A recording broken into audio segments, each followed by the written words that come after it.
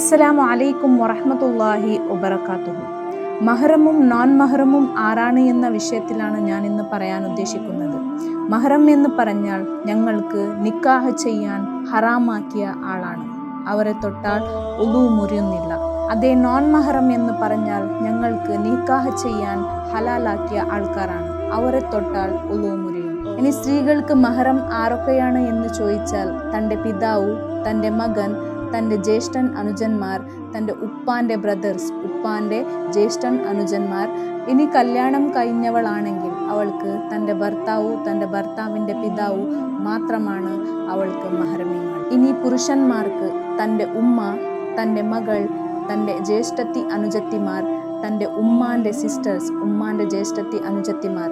അത് കഴിഞ്ഞാൽ ഇനി കല്യാണം കഴിഞ്ഞവരാണെങ്കിൽ തൻ്റെ ഭാര്യ, തൻ്റെ ഭാര്യയുടെ ഉമ്മ. ഇത്ര ആൾക്കാർ മാത്രമാണ് ഒരു പുരുഷന് മഹ്റമായിരിക്കുന്നത്. ഇനി നോൺ മെഹ്റം ആരൊക്കെയാണ്? വെരി ഇമ്പോർട്ടൻ്റ് ആയിട്ട് അറിയേണ്ട കാര്യമാണ് കസിൻസ്മാർ.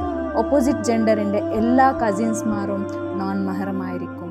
സ്ത്രീകൾക്കാണെങ്കിൽ എല്ലാ പുരുഷ കസിൻസ്മാരും നോൺ മെഹ്റമാണ്. പുരുഷന്മാർക്ക് എല്ലാ സ്ത്രീ കസിൻസ്മാർ നോൺ മെഹ്റമാണ്. ഇനി സ്ത്രീകൾക്ക് തൻ്റെ പിതാവിൻ്റെ സിസ്റ്റേഴ്സിൻ്റെ ഹസ്ബൻഡ്മാർ നോൺ മെഹ്റമാണ്. അതേപോലെ തൻ്റെ ഉമ്മാൻ്റെ സിസ്റ്റേഴ്സിൻ്റെ ഹസ്ബൻഡ്മാരും നോൺ മെഹ്റമാണ്. ഇനി സ്ത്രീകൾക്ക് മറ്റൊരു ഇമ്പോർട്ടൻ്റ് ആയ കാര്യമാണ് തൻ്റെ അളിയാക്കന്മാർ. അളിയാക്കന്മാർ എന്ന് നാം പറയും. തൻ്റെ ജ്യേഷ്ഠത്തിയുടെ അനുജത്തിയുടെ ഹസ്ബൻഡ്മാർ, ഇവർ നോൺ മെഹ്റമാണ്. ഇനി കല്യാണം കഴിഞ്ഞവളാണെങ്കിൽ തൻ്റെ ഭർത്താവ്, ഭർത്താവിൻ്റെ പിതാവ്, തൻ്റെ മകൻ വിട്ട് ബാക്കി എല്ലാവരും നോൺ മെഹ്റമാണ്. ഭർത്താവിൻ്റെ ബ്രദേഴ്സ് പോലും നോൺ മെഹ്റമാണ്. ഇത് പലരും നിസ്സാരമായി കാണുന്ന ഒരു കാര്യമാണ്. ഇനി പുരുഷന്മാർക്ക് ആരൊക്കെയാണ് നോൺ മെഹ്റം എന്ന് പറഞ്ഞാൽ ആദ്യമായി ഓപ്പോസിറ്റ് ജെൻഡറിൻ്റെ എല്ലാ കസിൻസ്മാർ, പിന്നീട് ഉമ്മാൻ്റെ ബ്രദറിൻ്റെ വൈഫുമാർ. അത് വിട്ടാൽ പിന്നീട് തൻ്റെ പിതാവിൻ്റെ ബ്രദേഴ്സിൻ്റെ വൈഫുമാർ. ഇവരെല്ലാവരും നോൺ മെഹ്റമാണ്. അത് കഴിഞ്ഞാൽ തൻ്റെ ബ്രദേഴ്സിൻ്റെ വൈഫ്, അതായത് തൻ്റെ ജ്യേഷ്ഠൻ്റെയും അനുജൻ്റെയും ഭാര്യമാർ ഞങ്ങൾ ബാബി എന്ന് വിളിക്കും. ഇനി കല്യാണം കഴിഞ്ഞവനാണെങ്കിൽ തൻ്റെ ഭാര്യ, ഭാര്യയുടെ ഉമ്മ, തൻ്റെ മകൾ വിട്ട് പിന്നെ എല്ലാവരും നോൺ മെഹ്റമാണ്. തൻ്റെ ഭാര്യയുടെ സിസ്റ്റേഴ്സ്മാരും നോൺ മെഹ്റമാണ്. അപ്പോൾ ഇത്ര ആൾക്കാരാണ് നോൺ മെഹ്റമീങ്ങൾ. ഇവരുടെ മുമ്പിൽ ഹിജാബിലും സംസാരത്തിലും ലിമിറ്റേഷൻ ഉണ്ട്.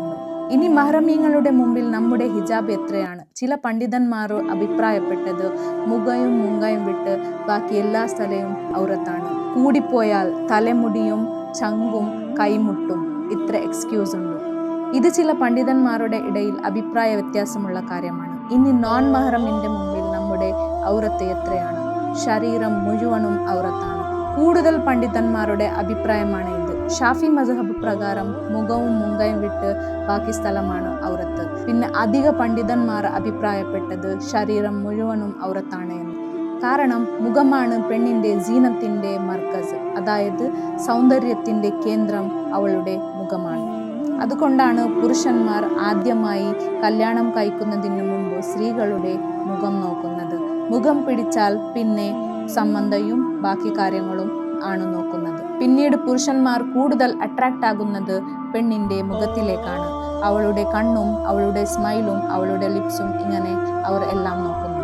അതുകൊണ്ടാണ് പറഞ്ഞത് ഒരു പെണ്ണിൻ്റെ മുഖം സൗന്ദര്യത്തിൻ്റെ കേന്ദ്രമാണ്, അത് ഔറത്താണ് എന്ന്.